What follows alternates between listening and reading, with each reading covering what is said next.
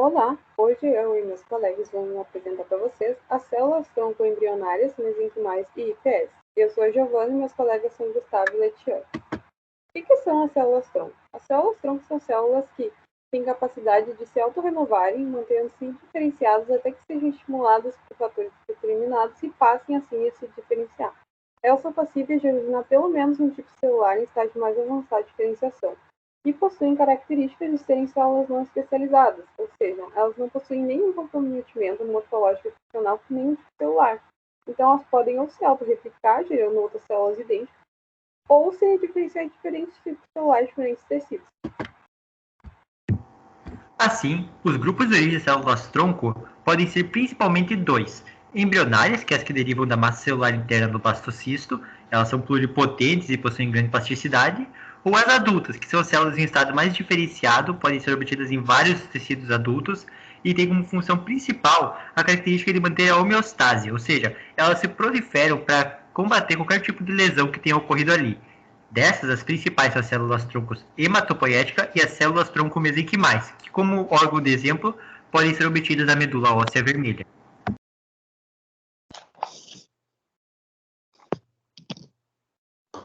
Sobre o potencial de diferenciação das células-tronco, elas podem ser classificadas em 3 tipos, de acordo com a sua função, plasticidade e o estágio de diferenciação.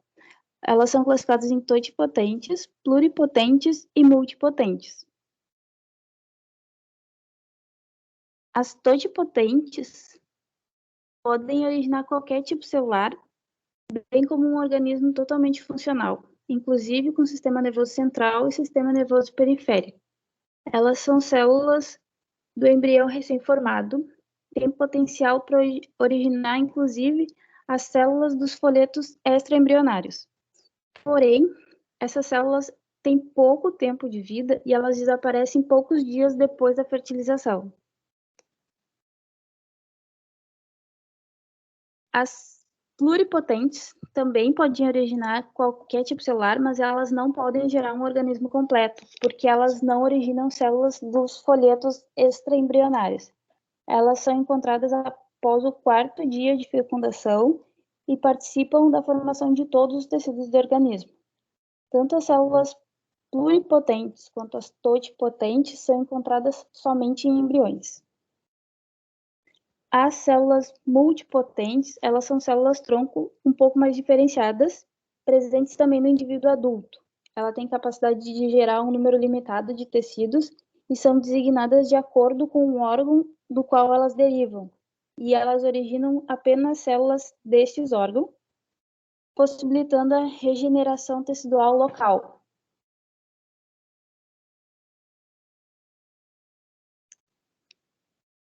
As células-tronco embrionárias são células isoladas da massa celular interna do blastocisto antes da sua diferenciação.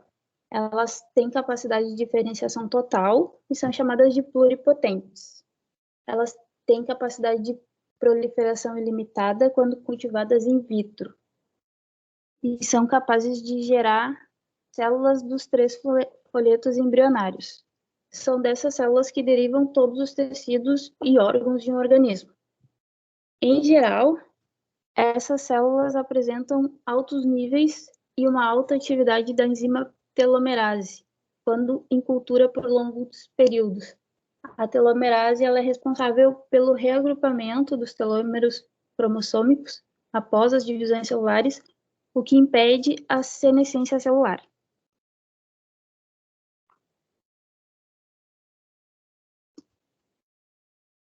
A Lei 11.105, de 2005, também conhecida como Lei de Biossegurança, no caput do seu artigo 5º, ela dispõe sobre as células-tronco usadas em pesquisa ou terapia.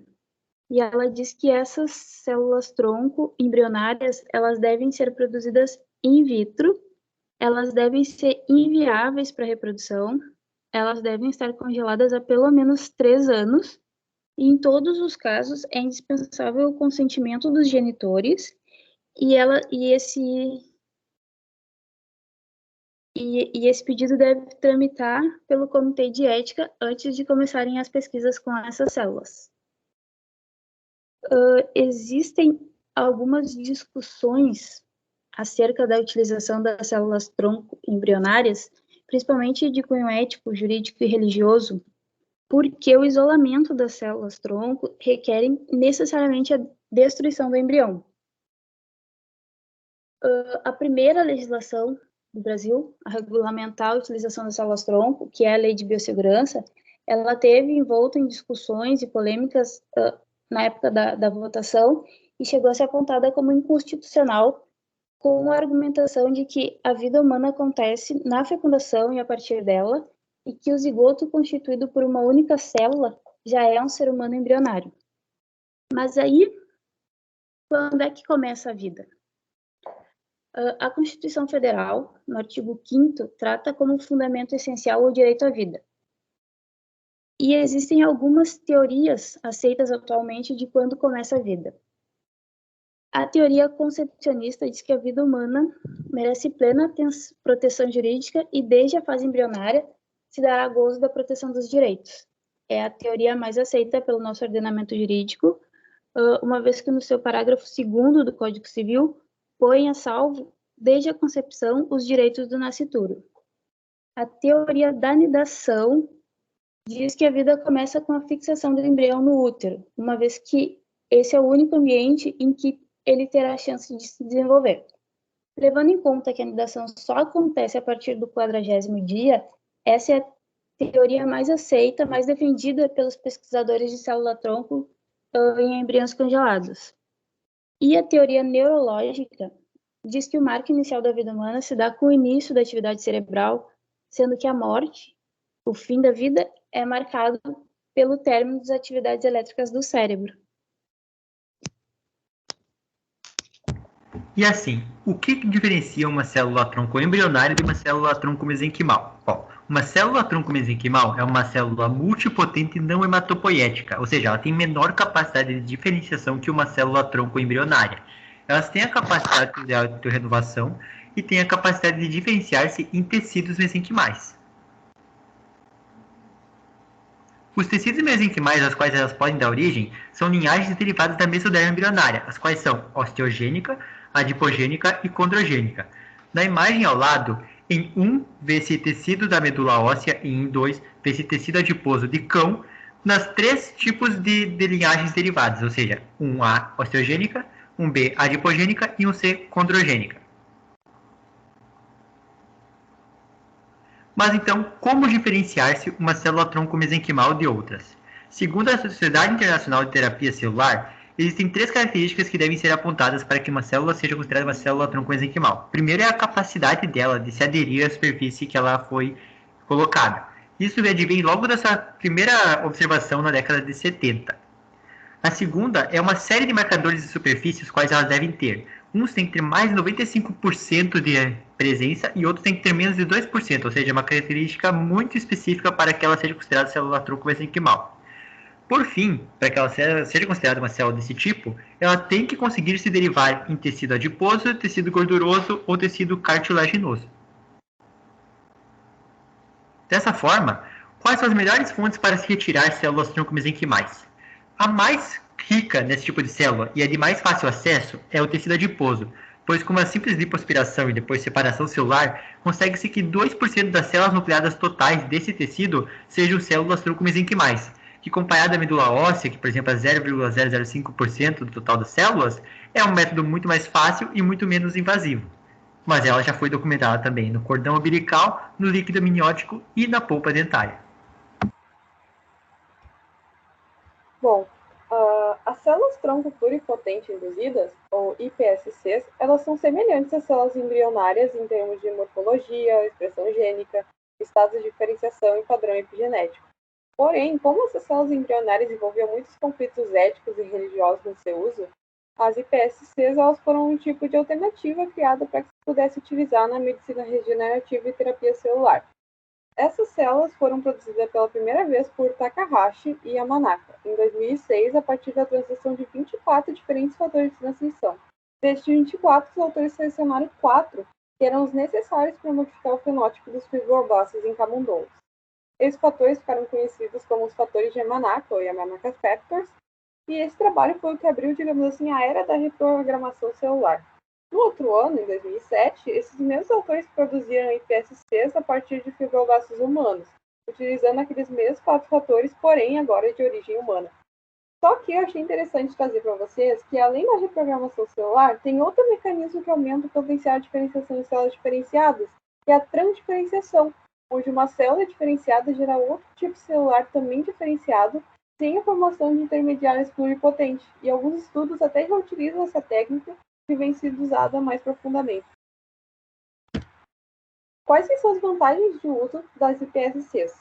Ela permite a derivação de células pluripotentes do próprio doador, reduzindo, então, assim, a rejeição imunológica, e forma uma plataforma imensa para estudo de mecanismo molecular de doenças crônicas e genéticas, para desenvolvimento da medicina regenerativa. Qual que é a desvantagem? A baixa eficiência de reprogramação das iPSCs. E isso se dá por conta da memória epigenética do resíduo tecidual de qual essa célula se origina. Qual que é a discussão clínica acerca dessas células? De que elas poderiam derivar células cancerosas, mutações e tumores, tanto que a reprogramação incompleta, existem muitos estudos dizendo dessas células que também pode estar relacionada com o surgimento de mutações. E alguns fatores também estão associados ao desenvolvimento de tumores. Porém, nos últimos anos, a tecnologia das iPSCs se modificou bastante, sendo que se fez uso de plasmídios, transposons, adenovírus, vírus Sendai, mRNA e compostos químicos, tudo para minimizar os fatores mutagênicos. Um fator muito interessante foi quando aconteceu o primeiro transplante das iPSCs, que foi no Japão, em 2014, um paciente de 70 anos com degeneração macular relacionada à idade, ou DMRI, que é uma doença que causa perda progressiva da monocamada epitelial pigmentar da retina, causando a cegueira. E aí, após o transplante dessas células no paciente, houve melhora na morfologia da mácula e neovascularização do tecido. E desde então, vem sido feitos diversos estudos para testar essa terapia no tratamento da DRMI, doença de Parkinson, lesão da medula espinal, diabetes e infarto do miocárdio. Bom, aqui eu trouxe uma figura para mostrar para vocês como mais ou menos que funciona essa produção das iPSCs, onde as células somáticas do paciente elas são reprogramadas em células tronco pluripotente induzidas a partir dos 4 fatores, e essas células são diferenciadas no tecido de interesse que eu preciso, e são transplantadas para reduzir os danos causados por doenças degenerativas desse paciente, ou também podem ser usadas para testes toxicológicos, ou para ver os efeitos de novas drogas e medicamentos nos pacientes, ou inclusive para estudar patologias moleculares.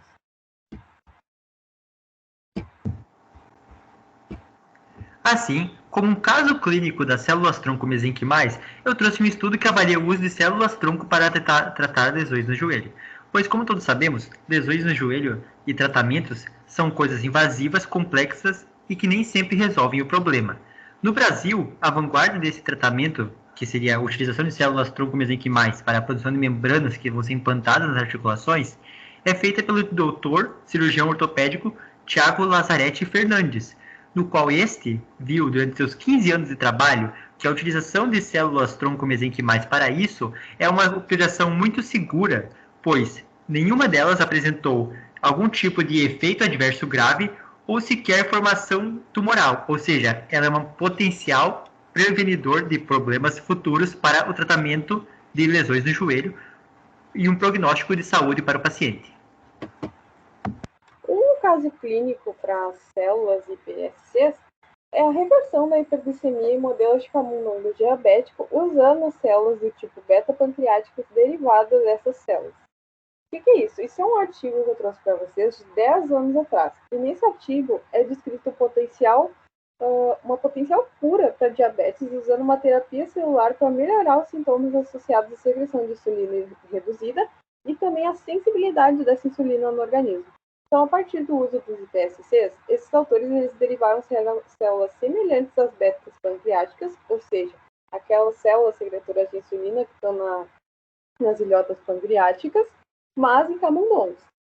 E essas células, semelhantes à beta, secretaram insulina em resposta à glicose e foram capazes de corrigir o fenótipo hiperglicêmico em 2 modelos de camundongos a partir desse transplante das células iPS. Bom, mas assim, o que aconteceu? Não adianta, a diabetes é uma doença em que ela si própria se ataca ao organismo humano. As ilhotas, elas são destruídas pelo próprio organismo. Então não adianta simplesmente transportar células que vão servir para repor essas ilhotas se eu não combater a degradação dessas ilhotas pelo próprio organismo. Então vem sido desenvolvido estudos para resolver esse problema. E eu achei uma notícia bem atual, um estudo do cientista Ronald Evans, que diz: diabéticos, tratamento com células-tronco oferece esperança. O que diz nessa notícia? Que esse cientista, ele descobriu uma proteína-chave de controle responsável pela resposta imunológica. É essa proteína que faz com que essas ilhotas sejam destruídas. Então, o que ele fez? Ele moldou as células de modo que elas fossem invisíveis ao organismo. E assim, o organismo possa produzir insulina e as células da ilhota pancreática não sejam mais atacadas. Bom, essas são as nossas referências de trabalho para quem tem algum interesse nos nossos artigos e nas nossas notícias. E eu agradeço muito pela atenção, gente.